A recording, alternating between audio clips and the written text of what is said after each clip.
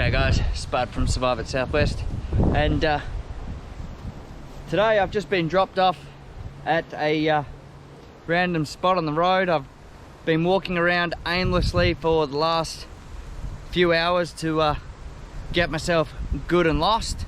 Currently have no idea which way to go to be able to find a highway. I know if I head west that there's going to be a highway, and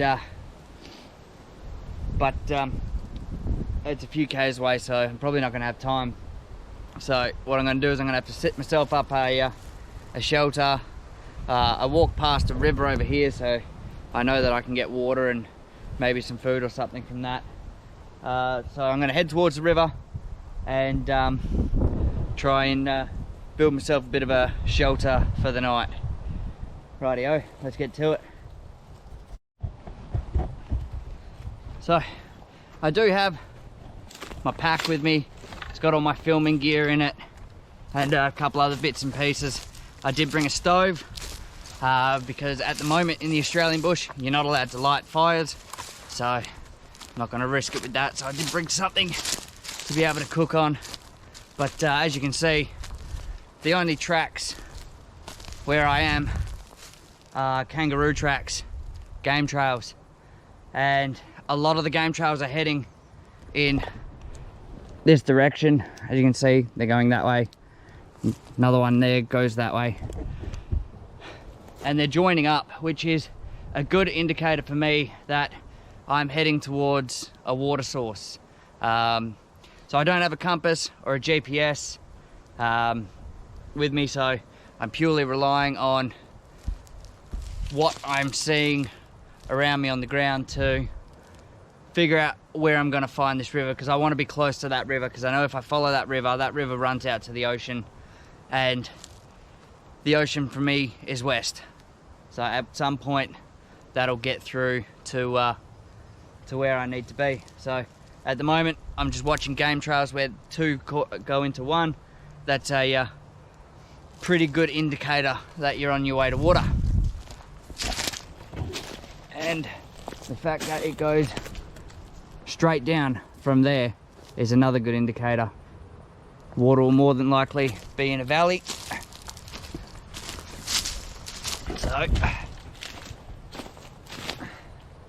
also watching out for danger noodles.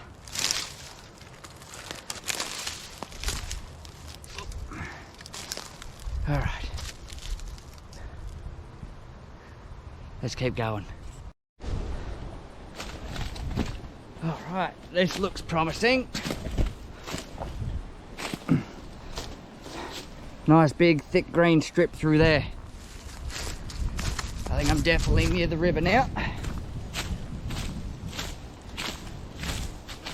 I don't want to be walking through that thick green patch though, because that is prime location for tiger snakes. So I think I'm going to have to find somewhere on the river where I don't have to wade through a whole pile of thick grass to get to the water.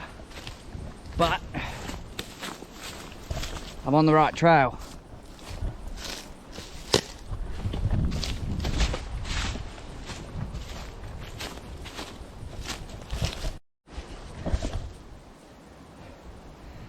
Here I am. Look at that.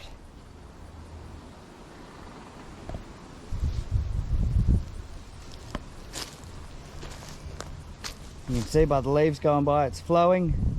There's a few bubbles coming up there, so there might be a marron or some yabbies or something like that in there. But I now have a source of water, which is good, because I've just emptied my water bottle, so I now have something I can replenish it with. Alright, so now I think this is where I'm going to make camp, but I'm not going to make camp down here. If I make camp down here, I'm right in the middle of a valley, and valleys can get, I mean, although it is quite hot here today, valleys can get quite cold at night, especially if there's water around. And there's a bit of wind around, so I don't want to be up on top of the ridge there. So I think I'm going to try and find somewhere, a nice flat point along halfway up this ridge here. See if I can build something, see if I can find something pre-existing first, but see if I can build something to camp in. Righty-os. I think I see a couple of nice big dead logs over there, big dead stumps. That might be a good place to check out first.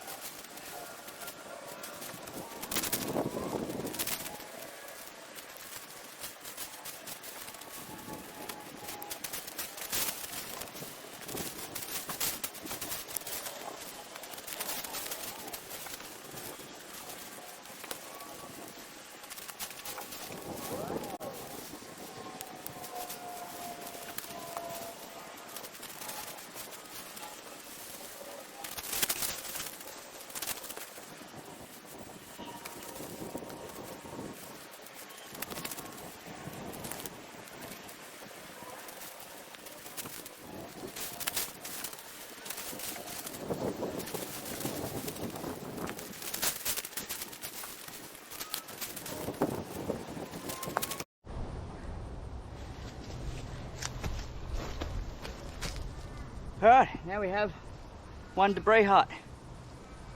It's not going to be fully waterproof, not that we're getting any rain, but because there's a lot of air in the walls, it's going to be quite insulated, and it is well big enough for me. Well,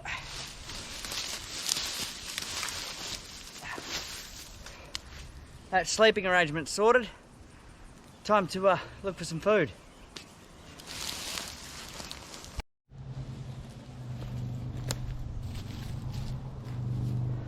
Alright, so I'm on the riverbank, and what I've got here is called marsh club rush. And marsh club rush has a rhizome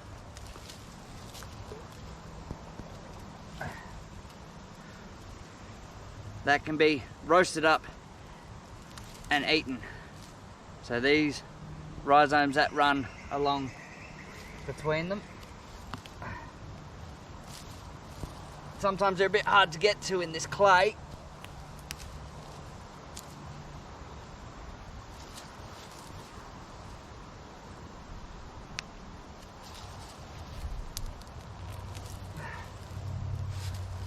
Here we go.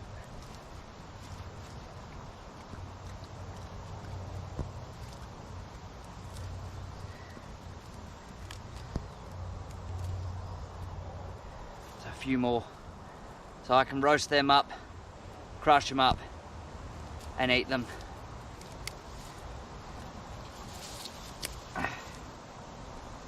There we go.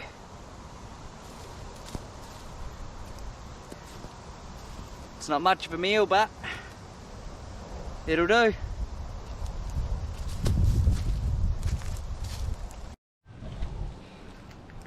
Okay, so there has been a major change of plans. I'm not going to be able to use my dirt hut, but I need to get out of here, and I need to get out of here now. Just after I started cooking up my meal, I started hearing gunshots ring out. Obviously some people out here hunting something, and I don't want to be that something. So I think it is time for me to head west and get out of here.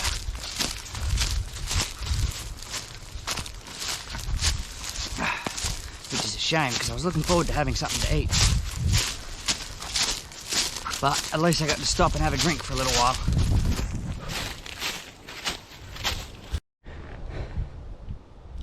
Alright, so I know I got to head west. I know that way is west because I know that way is north, purely by looking at my watch. So, point the 12 at the sun, look at the hour hand, halfway between the 12 and the hour hand is north, which means that's west. So just got to keep heading that way. That, and the sun's setting that way too. Nothing wrong with having two ways of knowing you're going in the right direction. As long as I keep heading west, I'm going to hit that highway, and then I can get a lift. Update, I found a trail. So I think for safety's sake, I'm going to follow this trail as far west as it goes, purely because if I'm tromping through the bush and someone's hunting something through the bush, obviously I am not wearing anything brightly coloured that identifies me as a person. I don't want to get mistaken for a kangaroo. So I figured if I'm on a trail, there's a lot less of a chance of that mistake occurring. It's a shame because it's some lovely bushland. And I know I'm going the right way because the sound of the highway is getting louder. Before, every now and then I could only hear the occasional very loud truck or loud car, but now I can hear all of it. It's been a bit of a hike though.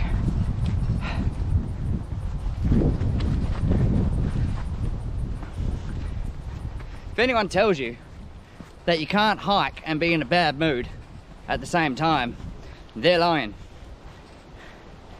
Because I had to leave my camp, pack up, and basically run to get out of here. Doesn't really put you in that good of a mood when you're all set to have a night under the stars.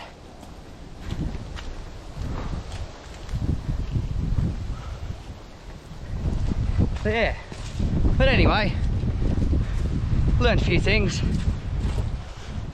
I managed to refill my water bottles, used a water purification tab to purify that, just because I know that way upstream there's a whole pile of farms, so I don't know the quality of the water, so I've always got purification tabs.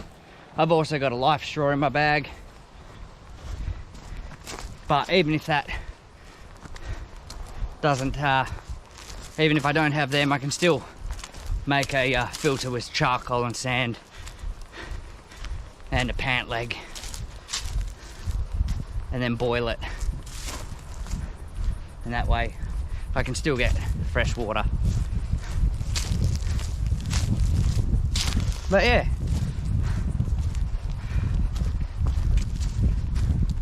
A bit of a shame really, but that's just sometimes how it goes. So sometimes you just can't account for everything.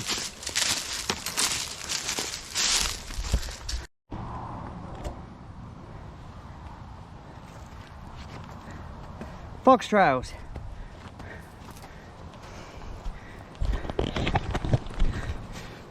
So before, when I was following game trails to find the river, I should have clarified.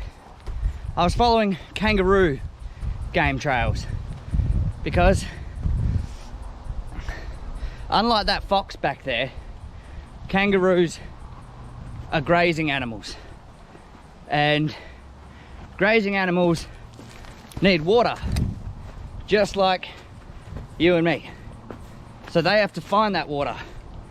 Kangaroos are especially good at finding water. They can smell groundwater. So if there's no surface water and you see a whole pile of kangaroos digging, they're digging for water.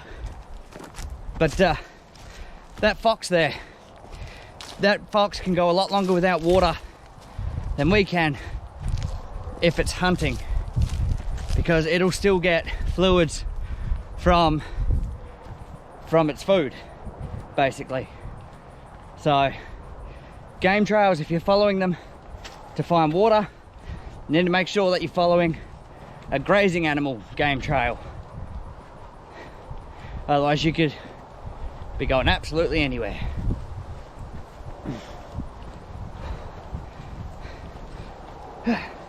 So I just wanted to clarify that one point.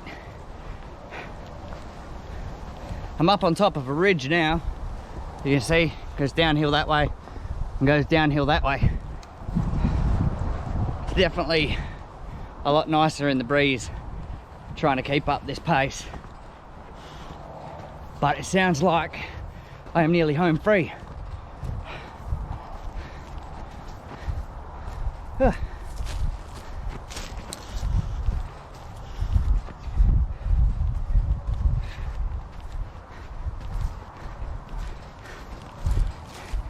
I mean, this is only a short video, so you really haven't seen how far I've had to walk and what sort of pace I've had to keep up. Although I can no longer hear the gunshots anymore. They're being kind of drowned out by the highway. which I guess is a good thing. But yeah.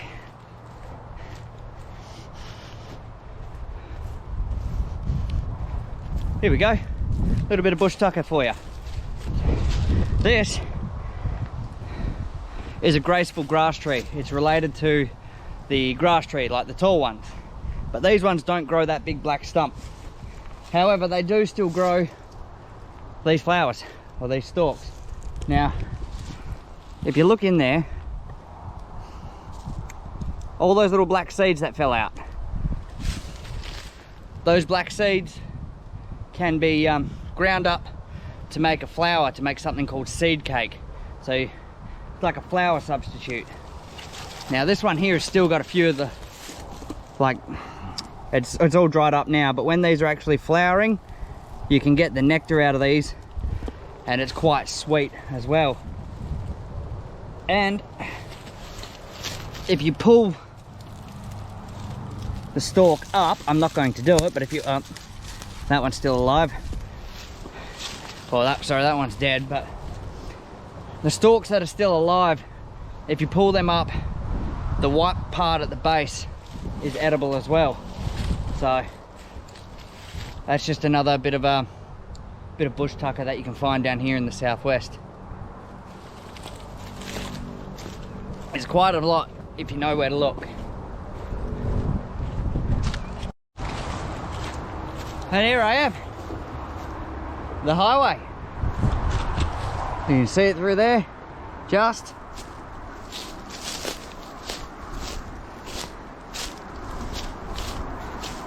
Ooh.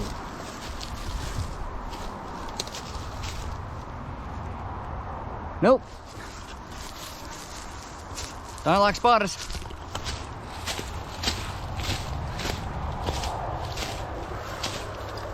But here we go. I've made it out. Because there's the highway. And I am now home free. Well guys, I'm now back at the highway, and I've contacted someone to give me a extraction from where I am. I'm just gonna hang around down here until they get close, and then I'll jump up there. I just don't want to be hanging around on the side of the road. Well, unfortunately that didn't turn out the way I expected it. That's just how it is. Still managed to get some decent footage out of it. And where I am now, most of this grass in here, and over there you got some bulrushes as well. A lot of that can be eaten as well, so even right by the highway, there's still plenty of bush tucker and stuff around.